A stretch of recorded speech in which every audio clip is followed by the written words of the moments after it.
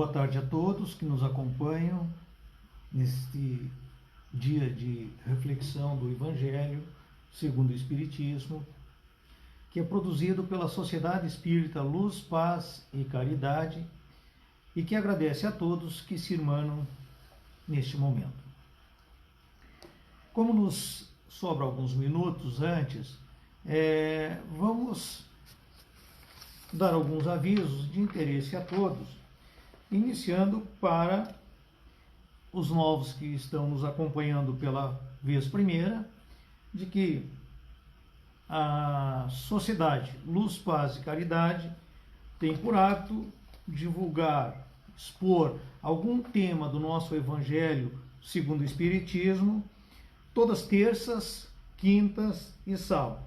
E nós teremos ainda, depois desta exposição, nós teremos ainda no próximo sábado, às 19h30, o tema Caracteres da Perfeição. Na próxima terça, às 20 horas, nós teremos A Porta Estreita, Vencendo as Más Tendências. E na quinta, Vós sois a luz do mundo. E assim nós teremos também o encerramento no próximo sábado, dia 29, às 19h30, com o tema A Ingratidão. Pode atrasar nossa evolução moral? Então estão todos convidados, evidentemente, para nos acompanhar, assim desejando. E aqueles que não conhecem a Casa Espírita, ela fica em Ipanema e possui diversos grupos de estudos sobre a doutrina espírita. Portanto, nós iremos então, nesta tarde, iniciarmos o nosso trabalho, vez que já estamos no horário.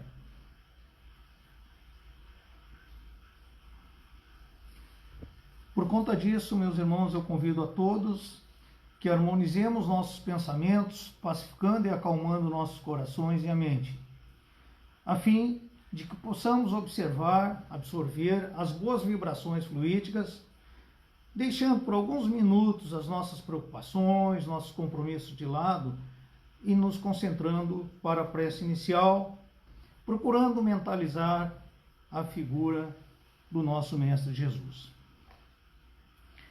Oremos ao Divino Pai Celestial, agradecendo pela oportunidade de mais um dia neste plano reencarnatório e pedindo que nos envolva no seu amor para que possamos fazer deste nosso momento um dia produtivo no bem.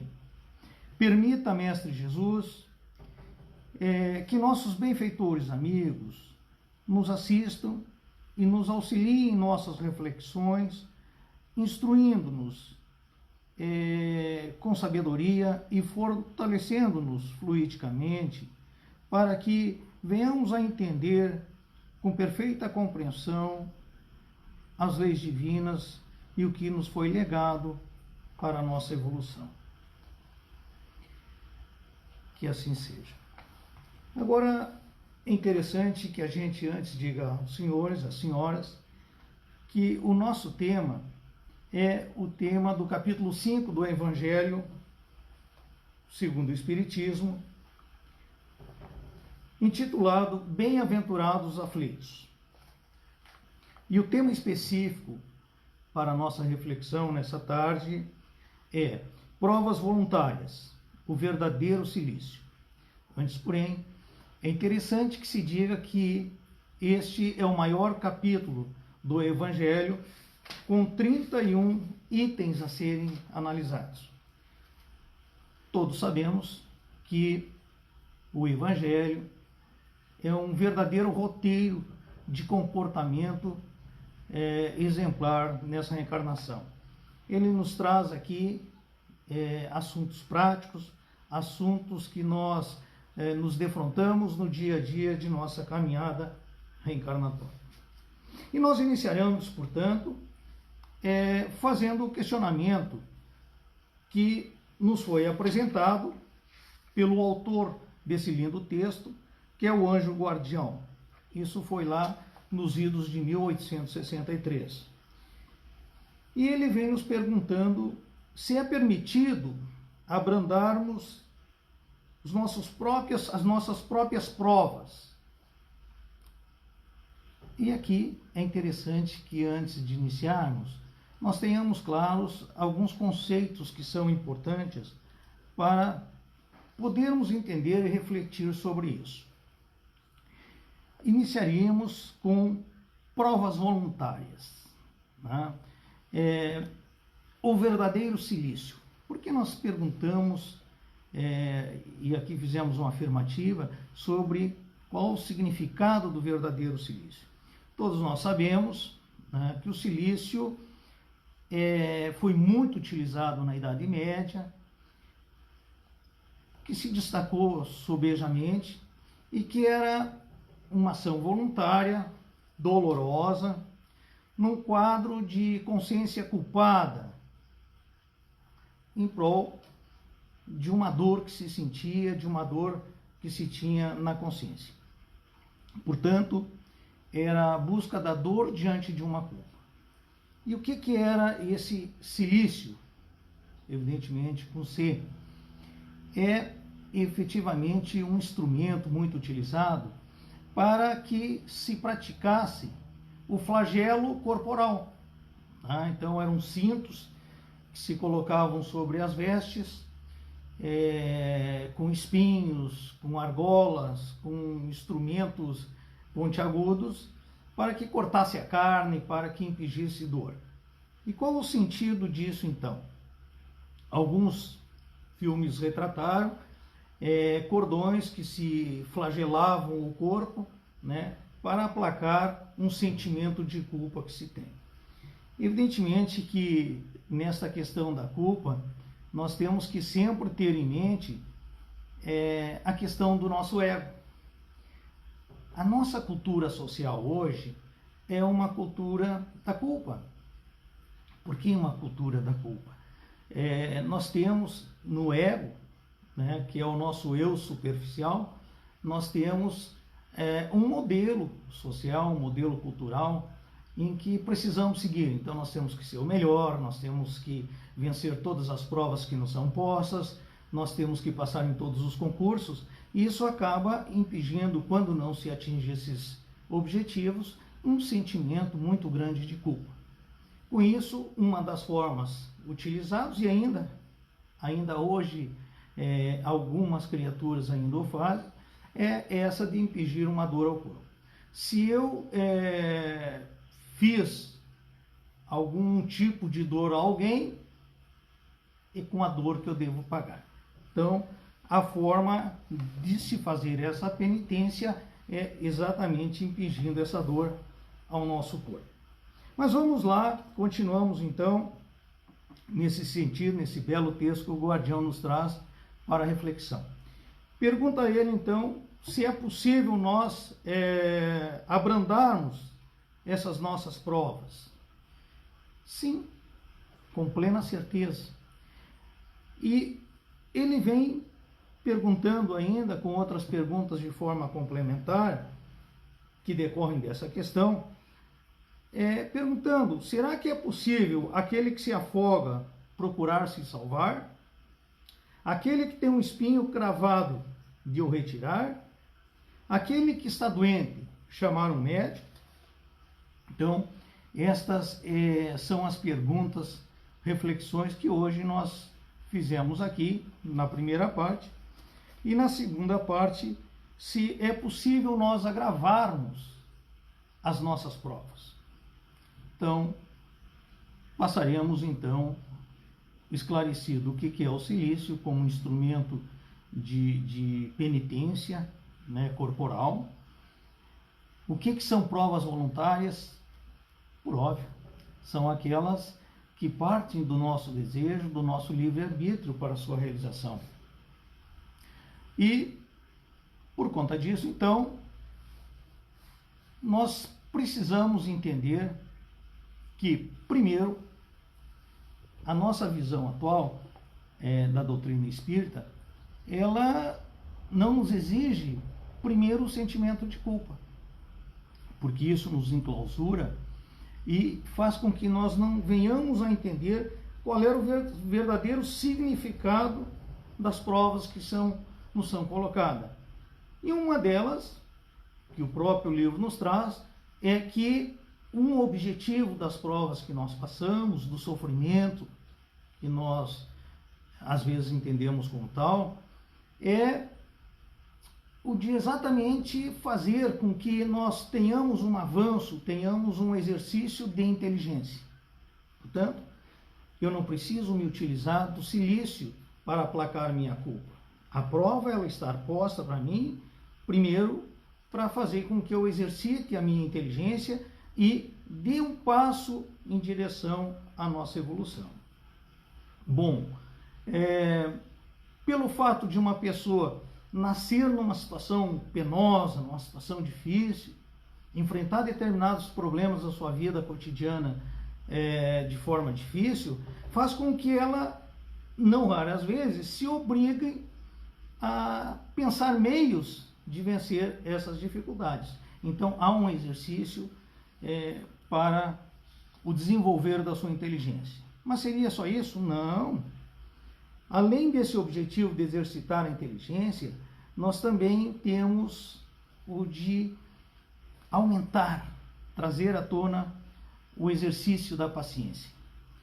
E o exercício da paciência, como todos sabem, o mérito é exatamente consistir em suportar sem lamentação as provas que nos são colocadas, né? Porque a paciência, evidentemente, é uma característica de se manter um controle emocional equilibrado, sem perder a calma, né, diante das mais diferentes situações que nos são postas como provas. E um terceiro objetivo, nos ensina o anjo guardião, é a questão do exercício da resignação, tá? Que é nós perseverarmos nessa luta, né? Não desesperarmos por não ter sido bem sucedido numa ou outra situação, né? E a única exceção que ele nos diz, desde que esse não ser bem sucedido não o seja por desleixo, por preguiça, né? Que isso evidentemente não é a virtude buscada, não é a virtude desejada. Então, esse fato da resignação é exatamente aceitarmos isso sem revolta nos sofrimentos. Bom, aqui já nos parece que tem uma grande diferença entre a questão do suplício da Idade Média, na Antiguidade também, com a visão moderna, a visão moderna que nos traz aí a doutrina espírita atualmente. Por que isso? Lá nós tínhamos uma visão de que para nós abrandarmos aquela culpa por não ter conseguido vencer a prova, nós a utilizávamos a dor corporal. Por isso, impingindo uma penitência através desse flagelo corporal. Ou seja, eu errei, preciso pagar com a dor que causei. No Espiritismo, nós vamos abrir um novo caminho para essa interpretação. Por quê? Porque a minha penitência não precisa ser através do sofrimento corporal, mas sim pelo caminho do amor.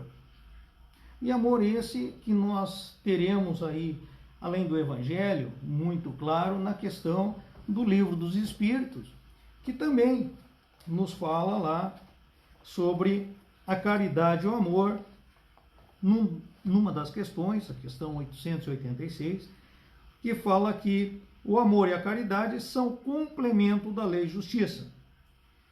Porque amar ao próximo é fazer-lhe todo o bem que está ao nosso alcance e que gostaríamos nos fosse feito a nós mesmos. Esta foi a máxima nos deixada pelo Mestre Jesus.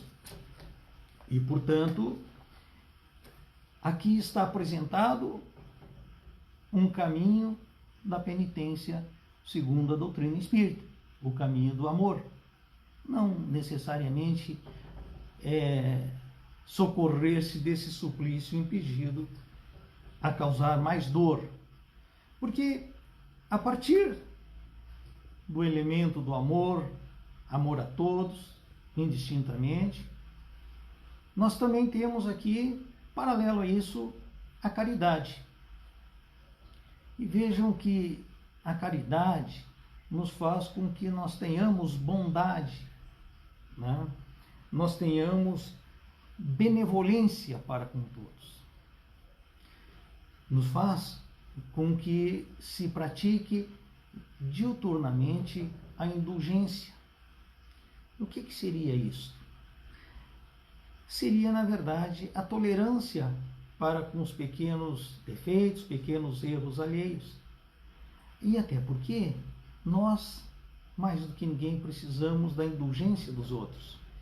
Nós, como espíritos imperfeitos, como espíritos em verdadeira evolução moral, constantemente estamos cometendo erros e, portanto, também necessitamos da indulgência dos outros. E aí, por decorrência também, a questão do perdão. É óbvio que isto não se dá num simples fato de, bom, agora eu sei que é assim, eu vou mudar. É muito claro que o caminho é árduo. Nos impõe um treinamento diuturnamente nesse sentido. Nos impõe que venhamos a introjetar isso nas nossas atitudes diárias, no nosso comportamento diário. E, portanto, a questão desta nossa primeira parte, que era a questão se nós podemos ou não abrandar as nossas próprias provas, me parece que fica aqui muito claro com esse lindo texto do anjo guardião. Então, por certo que sim, por certo que o caminho, ao invés de nos impedirmos mais dor, é exatamente essa prática do que nos foi legado aqui como primeira máxima do Mestre Jesus, que é o amor incondicional. E quando falamos no amor incondicional, nós falamos naquele amor que não espera retorno, naquele amor que não espera que as pessoas sejam gratas por isso, que não esperam que todos reconheçam. Por isso hoje nós vivemos em alguns momentos que são únicos. Únicos porque se ouve a todo momento, mas o fulano, eu fiz coisas assim, assado para ele, e ele me pagou com a ingratidão. Bom, se você esperava um retorno, já não é o teu amor incondicional. Você estava fazendo em troca de alguma coisa, e esse alguma coisa não veio, não aconteceu. Mas o teu pagamento seria aqui, portanto, não na tua evolução. Também nos algumas vezes, falado que o amor incondicional fica muito próximo do amor da maternidade, da mãe para com o filho. E é por isso que tem uma máxima: amai a Deus sobre todas as coisas e amar aos outros como a si mesmo. Por isso é que nós devemos, primeiramente, nos amarmos para poder amar os outros. Então, como vivemos numa época da culpa, em que o nosso ego, eu retorno a falar, ele é o prisioneiro das ilusões. E por que eu falo prisioneiro das ilusões? Porque a nossa cultura social, a nossa sociedade, ao nos exigir modelos perfeitos, coisa que nós sabemos que não o somos, é por isso que nós seremos tão melhor a cada dia em busca da nossa evolução.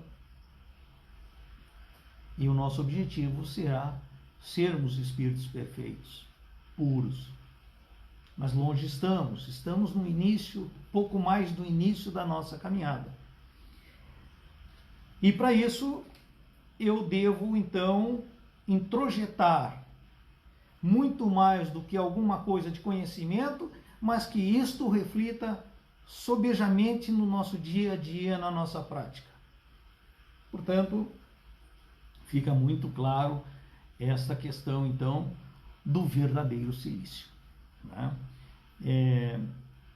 E é claro que nesta nossa conotação do verdadeiro silício, nós fomos abrandando as nossas próprias provas, né?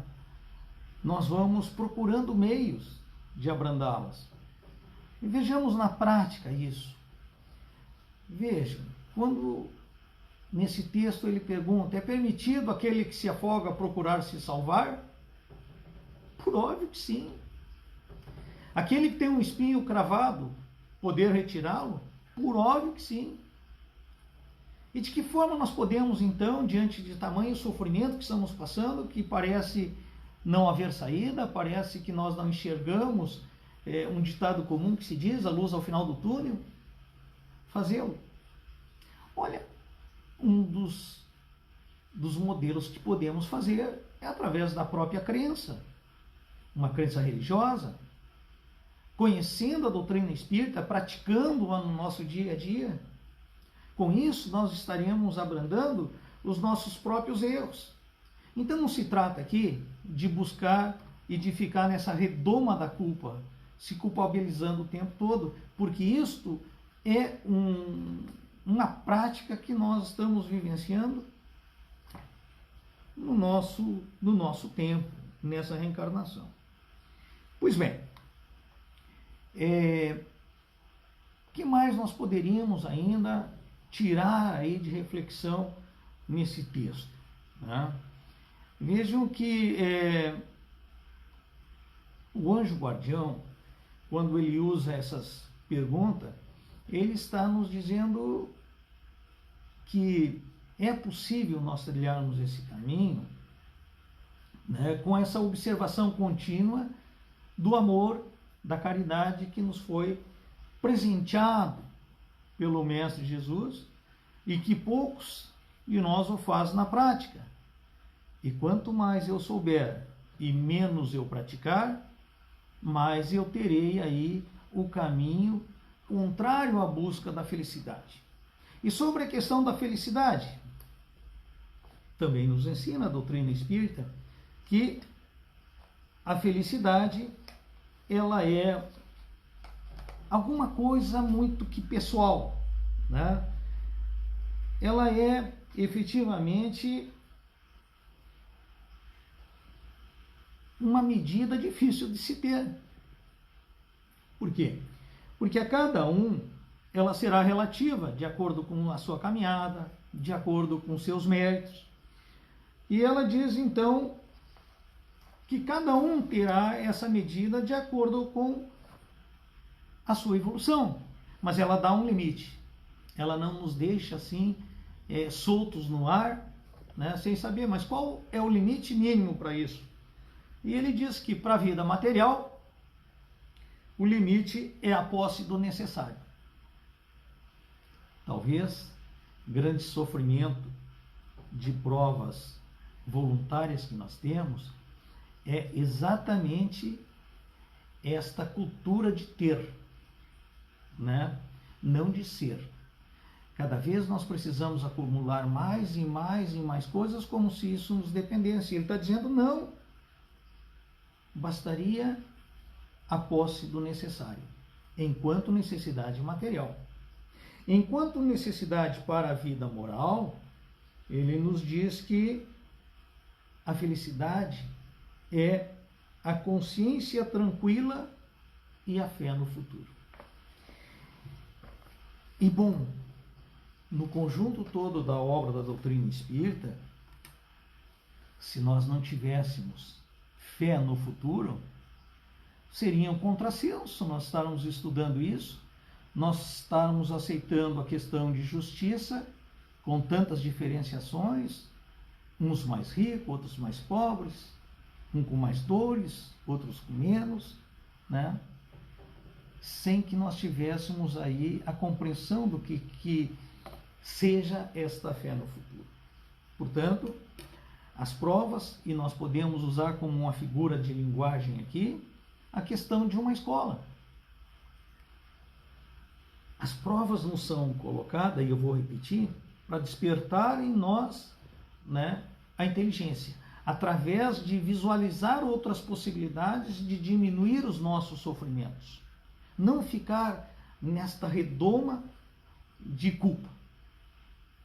Sair disso, buscar amenizar, então, através da ajuda ao nosso próximo, a nós mesmos. Veja que quando se fala abrandar as vossas próprias provas, se eu tenho alguma enfermidade, é óbvio que me é lícito procurar um médico. E, portanto, eu vou aqui tratar desse sofrimento. É contrário à lei de Deus eu efetivamente piorar a minha situação. Eu tenho lá um vício, eu, ao invés de procurar a solução para sair disso, evitar esse sofrimento que é uma consequência natural desse vício, não tem mais solução. Então eu fico estagnado naquilo e não consigo perceber outras formas de saída. Falamos agora há pouco, um caminho diferente. A não ser isso, estaríamos retornando aí à questão do flagelo corporal, da penitência corporal. Faça essa penitência à sua alma, não ao seu corpo. Vamos adiante. Ainda nesse texto, ele nos faz um outro questionamento. Como Jesus nos disse que bem-aventurados os aflitos, há mérito em procurar as aflições, agravando as próprias provas por sofrimentos voluntários?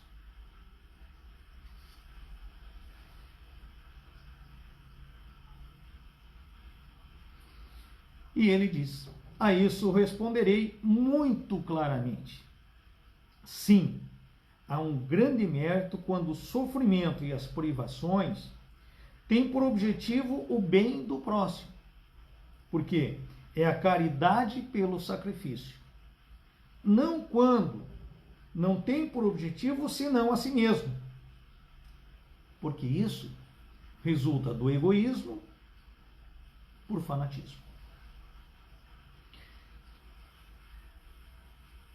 Nos surge daí dois ensinamentos. O primeiro deles é que devemos, quando se tratar de nosso espírito, nos contentarmos com as provas que Deus nos deu. Então, somente aí. Não precisamos agravá-las mais. Não precisamos ficar com o espinho cravado. Não precisamos, se eu tenho que morrer afogado, eu vou aceitar e vou simplesmente parar de respirar é óbvio que eu posso diminuir e é isso que nos é impingido, que a gente evolua. Mas o segundo nos diz o seguinte: agora, quando for para o nosso próximo, é lícito, é permitido que eu agrave a minha prova? E ele nos respondeu: sim, sim. Desde que não seja por egoísmo. E o que nós vemos hoje, me parece, na atual crise que atravessamos, da pandemia, vemos pessoas realizando supostamente a caridade. E eu vou me ater aqui à caridade com cedência de bens materiais, mas você fica sabendo em tempo real, através das redes sociais, que ele está fazendo isso. né? Porque a pessoa não descuida de tirar uma foto, de fazer uma live, para mostrar o que ele está fazendo. Isso é caridade? Ou é vaidade? Quando se faz, portanto, a questão da caridade, não precisa ser material. Veja, nessa questão da pandemia, do isolamento, temos irmãos, temos irmãs que estão sofrendo muito pelo isolamento social, pela solidão. Veja que a caridade poderia ser um simples telefonema. Como é que você está? Você está precisando de alguma coisa? Olha, eu estou aqui. Se precisar de mim, pode ligar. Então, vejam que nós temos diferentes possibilidades. E o que teimamos às vezes, talvez pela imperfeição não curada, é que teimamos em ficar naquele mesmo passinho, naquela mesma diapasão, naquela mesma estrada, e não enxergamos outras possibilidades. Mas vamos continuar então da questão da segunda parte que nos é colocada, né? Se é possível então agravarmos as nossas provas quando estamos nos referindo em praticar o amor, a caridade para o nosso próximo. E é claro que, sim, nós já falamos isso. Então, é muito mais interessante do que ficar me culpando, porque todos nós sabemos, é muito mais penoso do que as pessoas nos culparem, é nós estarmos com sentimento de culpa por alguma coisa, por alguma coisa que nós não conseguimos atingir, que nós falhamos. É como se fosse na escola, que agora há pouco eu disse aos senhores, às senhoras, quando o professor aplica uma prova, ele em verdade está nos ajudando a crescer, a reter um conhecimento, a aprimorar esse conhecimento. Mas todos estão lembrados, quando estivemos numa carteira escolar, que a coisa mais terrível era a hora que aparecia uma prova surpresa. O professor pega em uma folha que nós vamos fazer uma prova. Nós tínhamos isso como possibilidade de crescimento, ou nós tínhamos isso como o que foi que nós fizemos e aí nós estávamos entendendo como punição? Então, essas provas que nos surgem em relação ao irmão, a perceber e amenizar, aplacar um pouco o sofrimento do nosso próximo, é exatamente o que nos fala. Sim, você pode aumentar a tua prova quando ela for, por exemplo, para socorrer o seu irmão. Exemplo prático, diz ele, você passar uma noite na cabeceira de uma pessoa que seja estranha, que seja conhecida de longe, né? Isso sim, você aumentou, passou uma noite sem dormir, abandonou sua cama confortável, seu lar confortável, de repente, para ficar ao lado de uma cátedra fétida, sem conforto algum, mas por puro amor. Amor sem condição nenhuma. Amor simplesmente para dar. Você estará recebendo esse retorno com certeza e estará entrando no caminho da felicidade. E ele nos fala no texto, quando diz o seguinte: o sofrimento que se impõe para alívio do próximo é outra coisa. Se suportais o frio e a fome para aquecer e alimentar aquele que disso tem necessidade, e se o vosso corpo com isso sofre, eis o sacrifício que é abençoado por Deus. É claro que ele ainda nos traz uma série de outros exemplos.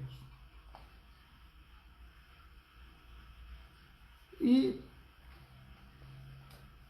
nesse lindo texto que nós temos, são essas, nesse item 26, provas voluntárias, ou seja, aquilo que conscientemente eu venho a aderir,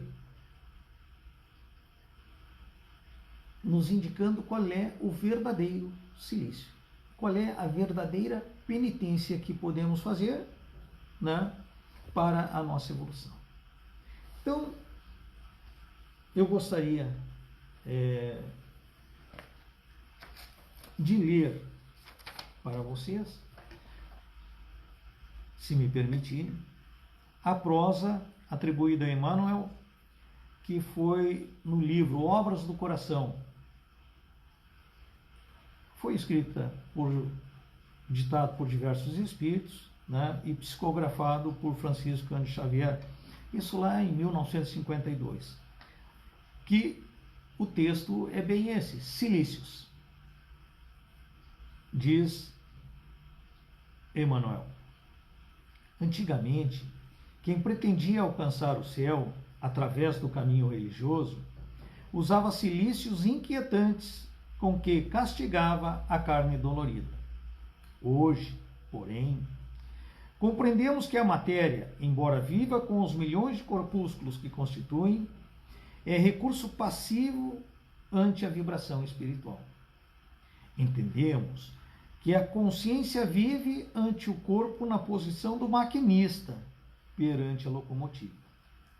A harmonia ou desequilíbrio representam resultados da direção. Não vale, pois, oprimir o sangue sem disciplinar o coração. Na atualidade, possuímos cilícios valiosos que efetivamente cooperam em nossa redenção. O silêncio amigo diante da calúnia impensada. A renunciação a certos favores materiais, a benefício do companheiro que caminha conosco. O sacrifício mudo pela afeição que se transviou no roteiro terrestre. A doação dos recursos que nos façam falta no amparo ao próximo. A resistência às tentações de nossa própria natureza inferior. O esquecimento de vantagens cabíveis à nossa situação, para que nossos companheiros se rejubilem com o êxito antes de nós. A gentileza sem reclamação. A caridade sem pagamento. A noite de vigília à cabeceira dos agonizantes. O auxílio pessoal aos mais infelizes. O sorriso amigo diante da suspeita sem razão de ser. Semelhantes medidas são sempre elementos espirituais do mais alto valor ao nosso progresso. O Senhor não nos induziu a atormentar o corpo, a fim de alcançarmos as divinas portas. Aconselhou simplesmente a coragem de negarmos a nós mesmos no combate ao nosso eu egoístico e absorvente, a fim de que tornemos a cruz de nossos deveres de cada dia, seguindo-lhe os passos. Certamente, se quisermos sustentar nos próprios ombros o madeiro de nossas obrigações, atingiríamos com o Mestre a alvorada da redenção sublime para sempre. É óbvio que, me perdoem pela leitura, mas deveríamos manter exatamente o que foi dito, porque faz um grande fecho do que nós lemos no item 26 aqui do capítulo 5º do Evangelho. E interessante sempre que se diga e repita, o Evangelho nos traz aqui um roteiro de vida, que muito mais do que um conhecimento a ser guardado e criar poeira numa estante, se constitui num roteiro de vida. E a cada momento, a cada situação que passamos, nós estaremos nos colocando em teste, não como punição, mas diante da grande bondade divina para a nossa evolução. Meus queridos irmãos, minhas queridas irmãs, chegado o nosso horário, deixamos aqui a nosso agradecimento pelo acompanhamento de todos, né? E, evidentemente, solicito a todos que novamente harmonizem-se, procurem visualizar a imagem de Cristo para nós fazermos então a nossa prece de encerramento. Nesse sentido, querido Mestre Jesus, agradecemos aos bons espíritos que anuíram em vir comunicar-se conosco, nos intuindo quanto à questão da aprendizagem que nos foi propiciada e que ela se constitua num germe, numa semente em nossos corações, dando frutos esse que nos fará progredir em nossa evolução, que nos fará ter significado desejado pelo nosso Pai Divino aos nossos irmãos. Que consigamos ser instrumento de paz, de amor e de caridade. Através dos nossos exemplos, possamos também mostrar caminhos àqueles que estão menos evoluídos ou que estão necessitando de um exemplo. Que assim seja. Muito obrigado, então, a todos e esperamos vê-los no nosso próximo encontro.